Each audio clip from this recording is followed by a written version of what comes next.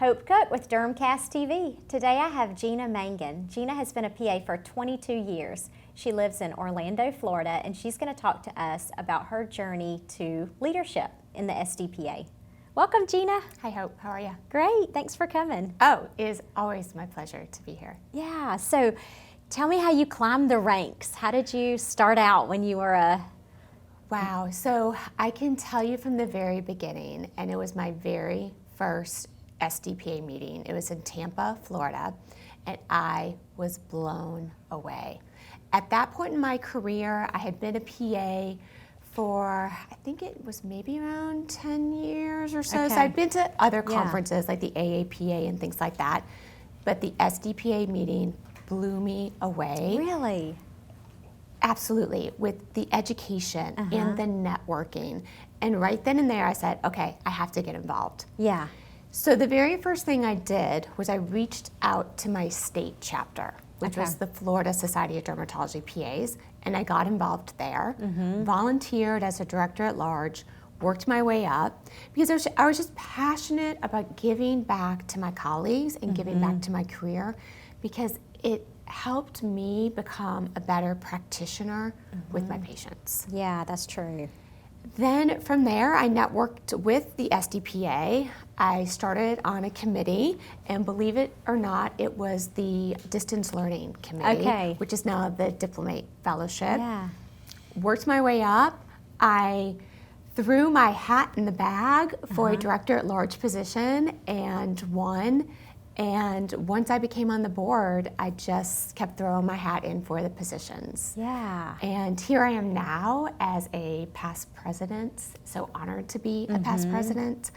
And just look out at the crowd and look out and see how successful these meetings are. And I'm just so impressed. Yeah. How have you seen SDPA change and grow in the last 10, 15 years? Definitely in numbers. You know, the first meeting in Tampa, I don't know how many attendees they had, but not nearly the amount of attendees we have to this day, and especially in membership. You know, today we have 4,700 members in the SDPA. Wow. So our membership has also grown.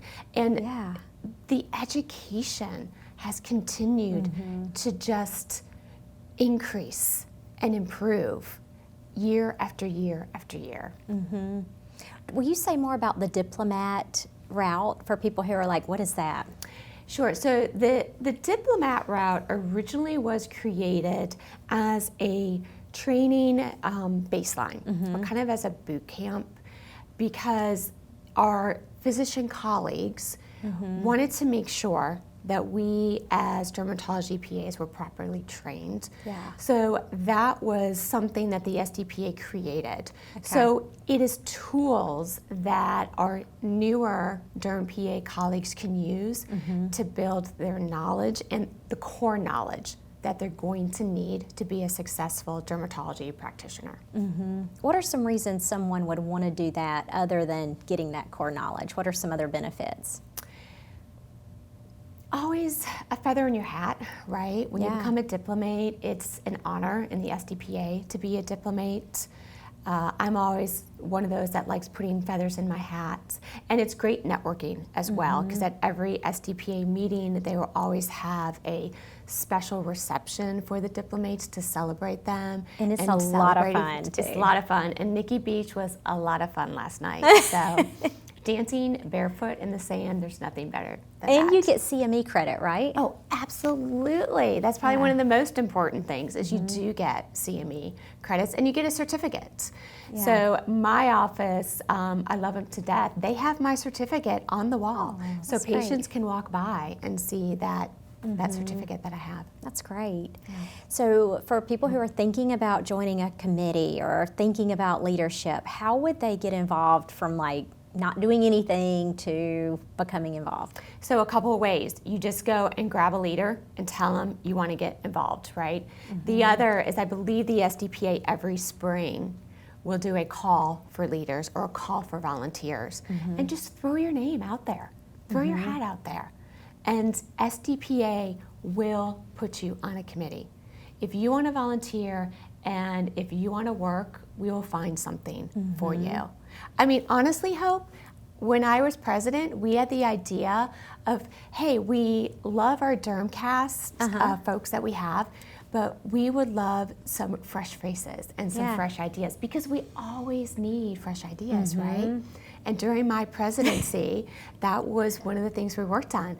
And we have you, and you're fabulous. And that's why I'm so proud to be sitting next to you and so honored to be sitting next to you. Yeah, Gina's right. You just volunteer and just follow your curiosity. If you're like, maybe it would be interesting to be at a conference and be part of a team. Right. Try it. Yeah. Well, you're part of a team, just like we are in our practices. We're part of a team. But this has also become a family for me as well. And the friendships that I've developed are lifelong. That's what I keep hearing. Yeah. Yeah. So you meet with your committee or your team how often, like during the year? So my committee right now that I'm on is the nomination committee. We don't meet that often because there's not many needs that we have, because it has to do with our elections. So we may meet once a quarter. Some of the other committees that are more active, such as CME or membership, they're going to meet a little bit more regularly, and maybe somewhere between like 4 and 6 weeks, just depending upon the schedule of all the committee members. Okay, so it's very doable if you're, have a family, if you work full time. It's completely doable. I mean, 90% of the meetings, if not 99% of the meetings, are Zoom calls, and we were doing Zoom calls even before Zoom calls were a thing. We were doing the Zoom calls and conference calls. And then, of course, we try to encourage committee members to be at the SDPA meetings. As a chair position, it's always asked that you attend at least one conference to hold a committee meeting. Okay, that makes sense. Yeah. So were you always in dermatology? No.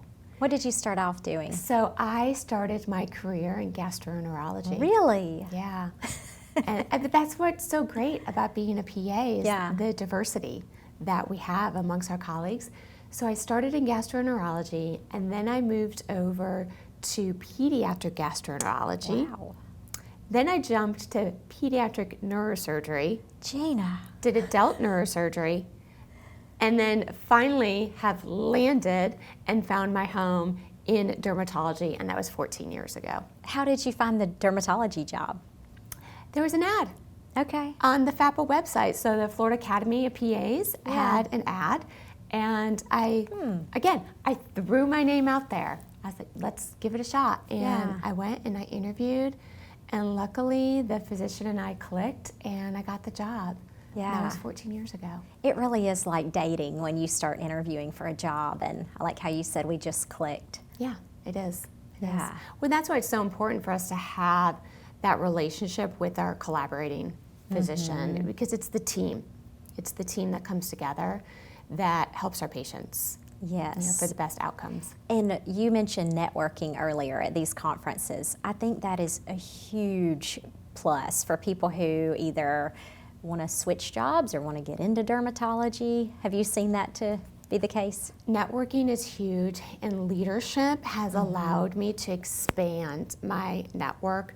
I can't tell you, at least 2 or 3 times a year, a patient will come to me and say, Gina, I'm moving to Texas, and I'm moving to Dallas, Texas. Do you know anyone? And I'm like, why, yes, I do.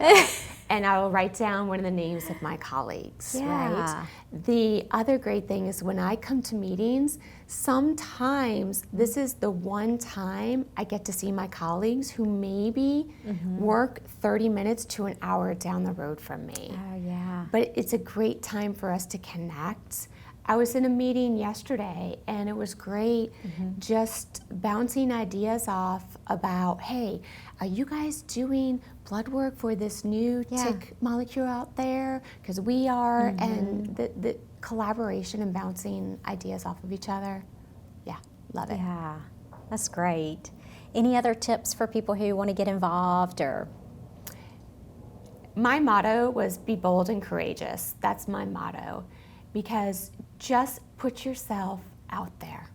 Put yourself out there, and the opportunities will become. Yes, I love that. Be bold and courageous. Yep. And we will never say no, because every individual has a talent, and we will find a job, not even a job, we will find a position to highlight the talent that you have. Yeah. Thank you so much for joining us, Gina. Oh, it's my pleasure. I love it. Hope Cook signing off for Dermcast TV.